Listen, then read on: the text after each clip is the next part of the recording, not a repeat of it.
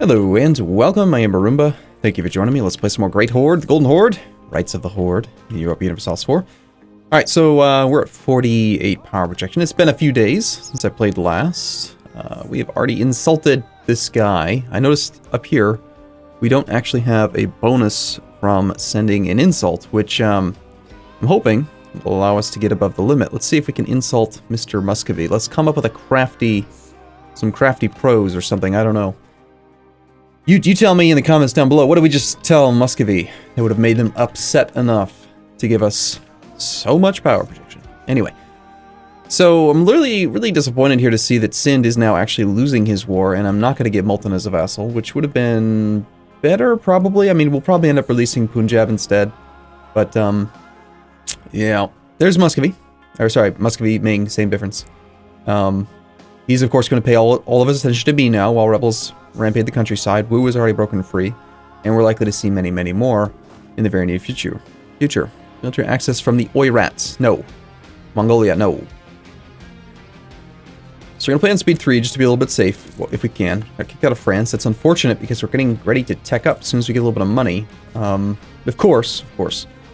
Probably been sitting at like 100 spy network strength for ages, and now that I actually need it, he's gonna go ahead and do that. Okay, this is an actual fort occupied by rebels. That'll distract Ming for quite a while. It is flat terrain. If we wanted to just go fight him, we could. But, I'd prefer to finish this siege over here if at all possible before we do that. Let's see. Right now, I've been avoiding using my actual leader for combat, but I think I'm going to grab a single infantry and pull him off to that siege. Just try to speed it up a little bit.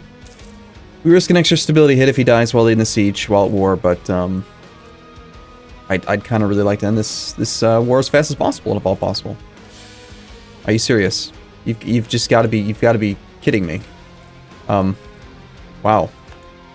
Okay, so there goes Horde Unity. Our current heir, the 235, who had 9 overall stats and was literally, I don't even know, how old was he? Like, how close is he? This is so ridiculous. He's so close. We could just be playing as this very young character. Instead, we are now going to be a 404, so only 8 stats. And of course I did lose, I think I lost 2, pretty sure I lost 2 stability. We're at war, and I was leading an army. I know for sure you lose double stability if you are leading a siege or in a battle.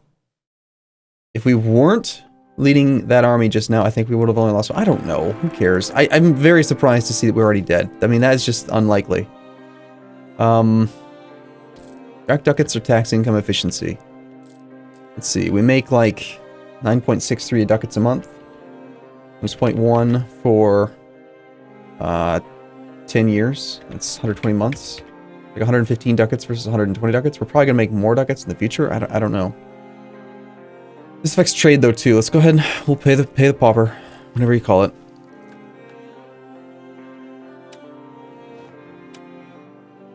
There goes our negative piety, too. God, there's so many things about this that are horrible. We were just like negative 50 piety, getting ready for tech. Right? Getting ready to take some tech after buying out the next institution. And then, bam, dead. Right? So inopportune.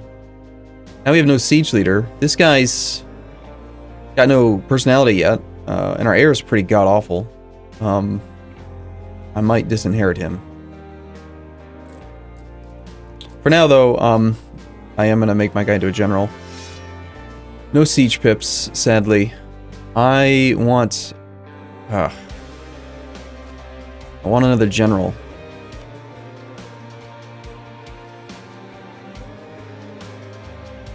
Tribes using state manpower lasts until 63. That's 1 year in 6 months or so.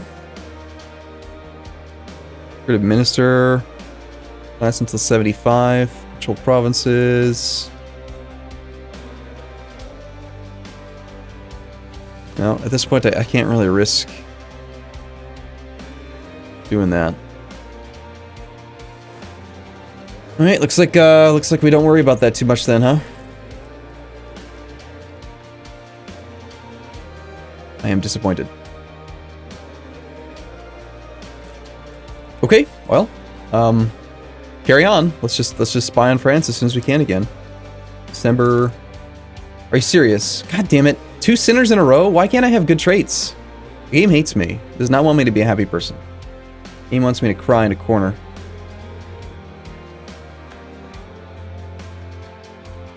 I mean, of all the traits you could get, tolerance of the true faith. Seriously? Like, that one's pretty horrible. Like, most of your provinces are true faith, so... Basically, just give me a flat-out -2 unrest in every province, why don't you, huh? So, if we swoop in, we attack his army as he's sieging this. If he somehow manages to fail before I finish the siege, our corruption's now growing. Of course it is. Then I could swoop in and attack him. Austria's just passed a reformed, or no, they embraced an institution, I'm not sure which. They just did something.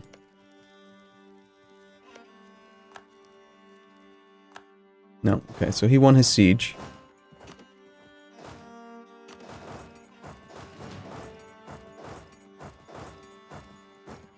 We're only at 4% war score. We have no ticking war score because we do need some battles, so we do need to go and fight Ming. He's on tech 11 to my tech 9, which is a very significant difference. I'm really hoping that he does just go bankrupt or something. Come on, plow through those pretenders before you get to me if you're coming this way.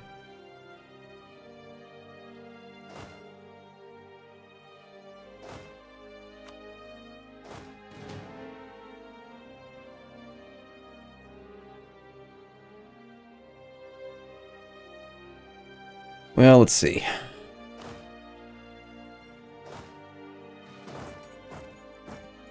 Alright, I'm gonna risk 1 monthly tick here. Watch me lose 2 stability again.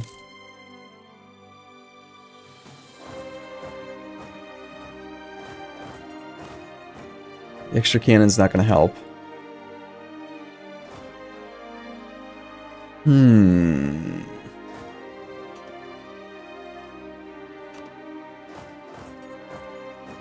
Oh, that's right. Ming requires way more troops. Forgot about that. We need 9 here. Or 10.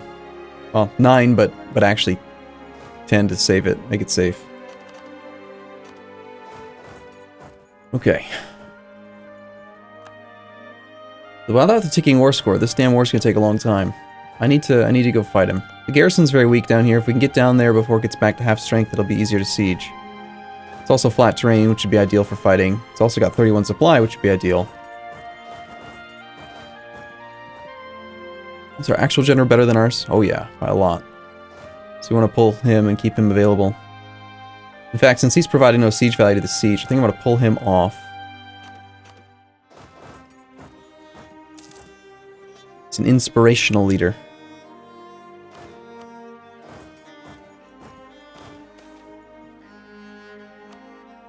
Min is now free. It's happening. Okay, the garrison needs to be, say, below 1,500 to get our bonus. Sind just peaced out. Sind just lost land to Malton. Of course he did. I mean, why? I mean, of course Delhi's gonna just turn around and kick his butt. I mean, why wouldn't he?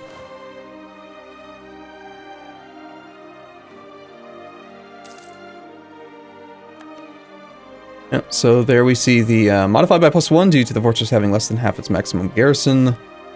Gain army tradition and have them lose loyalty. Well, that's a lot of money that it represents. Losing army tradition stinks, but at the same time, we're not hiring generals anyway, so sure, gain loyalty. Now, Ming could very easily come around and go for this 9.5 stack, which is pretty dangerous. I don't really need to be sieging with this entire army, but, I don't know, I'm kind of hopeful that he'll come down this area rather than go up this way. Besides, we have tons of manpower. I do kind of miss having free reinforcement, though, I gotta say that. Aradel separatists over in Yemen. Yemen and Yemen.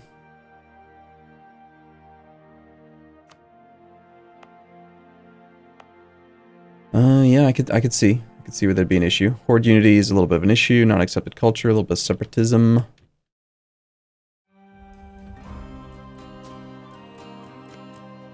Will maintain peasant forts.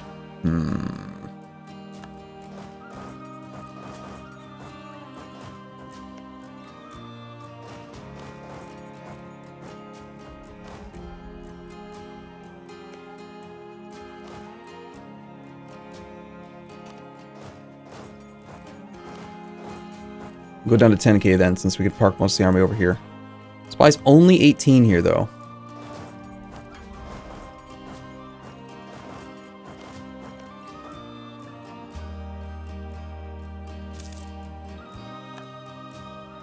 Ming certainly seems to explode quite often, in my experience. I mean, the second that they lose the Mandate of Heaven, which...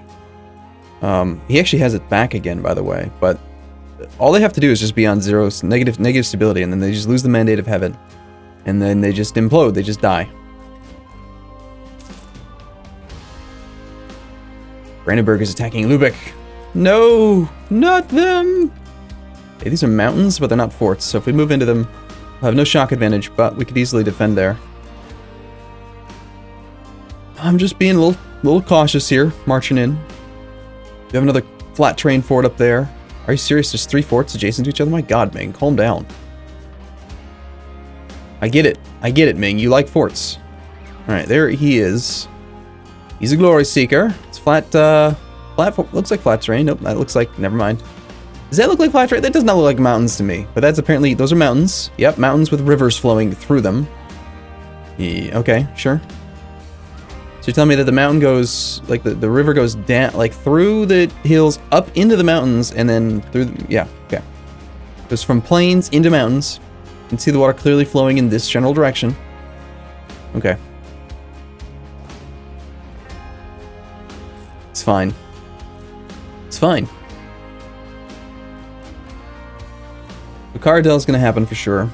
Nice. Easy siege. Cool. Let's back off, see if we can get him to go back to Chengdu. I want to just get the ticking war score working for me. Supply here is 17. That's pretty weak. That would be a mountain fort, of course. That's probably the primary reason. Pull a few of these troops off since we're looking at some attrition again. Supply 19 should be fine that way. We do have 12 war score. He's on low enthusiasm. Peace deal is possible now. He'll agree to a little bit more than the actual war score value, but not by much. So we're already looking at 47 war score. If we were to try to take all this land here. Why is that? This one's fair bit of development. These are not particularly great. I don't think I really want to release a vassal out here. We only have 2 out of 4 relations, so it would be kind of nice to avoid the overextension and not have to pay for the embracement cost of the institution. Let's take a look here. We could release Shun.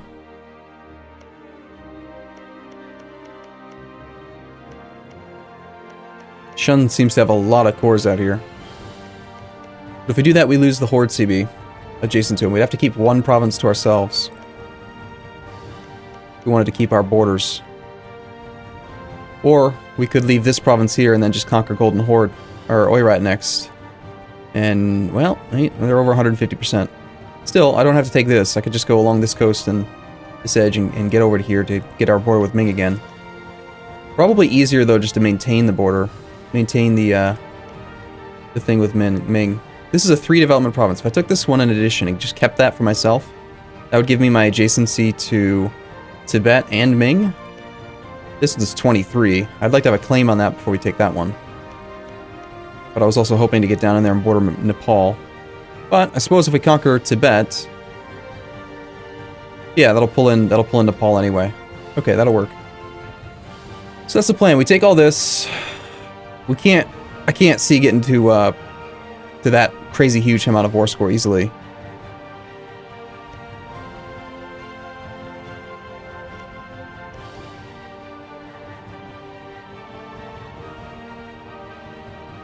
I might just take something small like this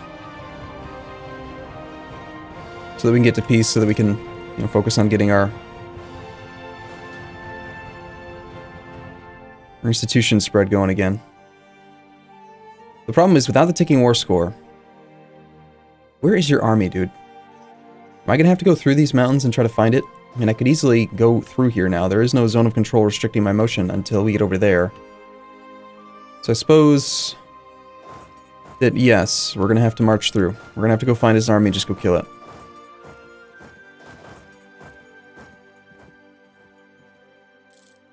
What's the institution embracement cost looking at? 950. God damn it, France. Every time I look at tech, France is just like, nope. I mean, what are my chances of getting caught? I hate France. It's like every campaign I play these days. They're defended at 135% efficiency. So I guess they're pretty good at catching spies, I suppose.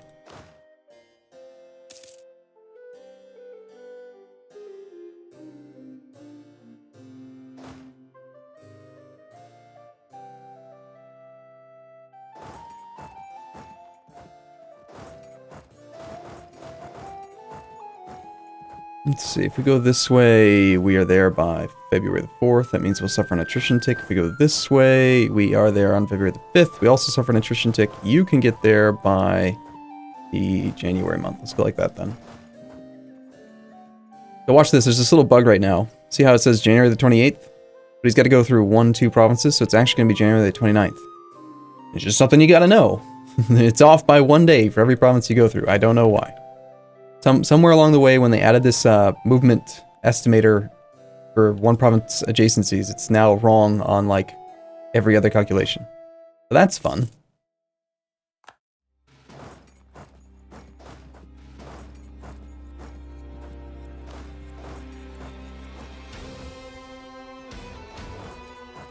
Somehow we've lost one of our cannons. Let's pull that forward. Of course, getting his capital would also be a good way to get a fair bit of war score and piss him off. It's a coastal level 3, though. It is flat terrain, which would make things a lot easier. I just feel like I'm very, very heavily to the right now, and I don't want to deal with rebels at the moment, and I'm going to have to. Oh, was there... Ah, there he is. Okay, gotcha.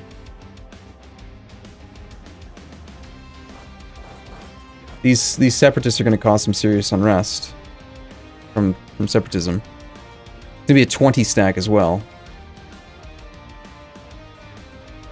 You know, I'm actually going to just say for 50, I'm willing to just not deal with this right this second. It's going to happen, and it's going to happen soon, but sometime within the next year, I do think I can end this war, and I'd rather not have to deal with it right now.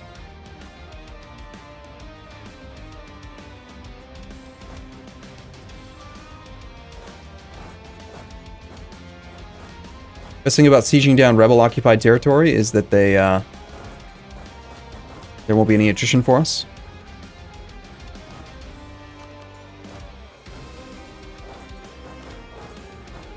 Because they are special. Well, actually, that's not true at all. Suffering attrition on the fort. I'm thinking of rebel-occupied territory in my own land. Commonwealth has accepted an army from Hungary. What is the Commonwealth up to right now that requires them to hire troops? Defender against Ottomans, the Ottoman conquest of Moldavia. So Poland has declared their own war against... Sorry, Ottomans have declared their own war against the Commonwealth. They have not called me in. Are you fighting against France as well? You are. Interesting. I'm a bit busy with Ming at the moment. And there is his army. I have no leader right now. He's arriving on the 26th.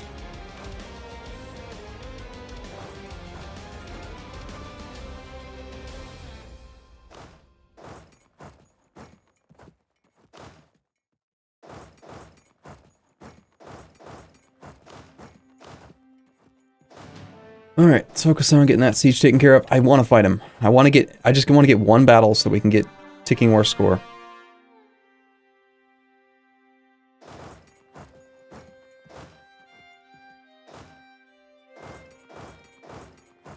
Those are some seriously large armies that he's got right there.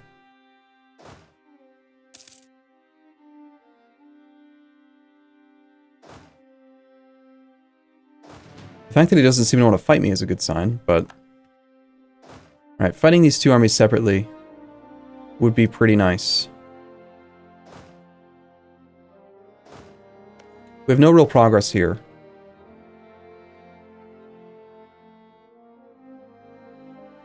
You are not restricted by a zone of control, so you'll just reinforce. It'll end up being like 50 on 40. Which would be bad for me.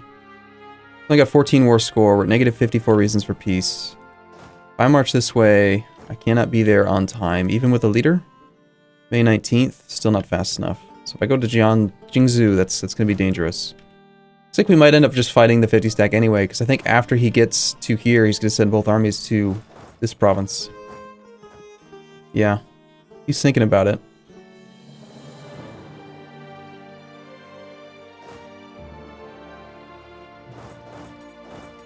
I was trying to cut my army off.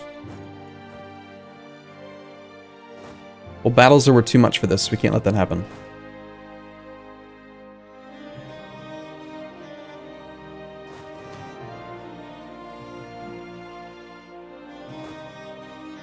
After he goes here, I wonder where he's going to go. Let's not worry about the siege for now.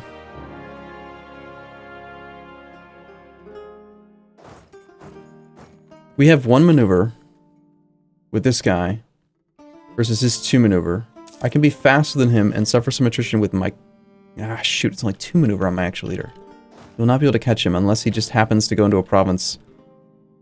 We would have caught him anyway. Just because it's got a longer move speed. June 18th. I mean, moving into the mountains should take him some time, right? We're looking to move June 24th. No.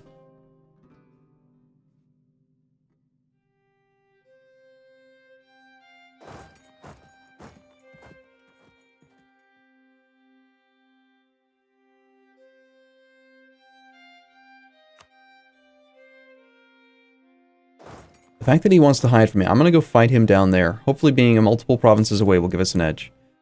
But before we do that, let's go ahead and take a break here. I'll look forward to seeing you again in the next episode, though. As always, thank you for watching, and I will see you soon. See you in a bit.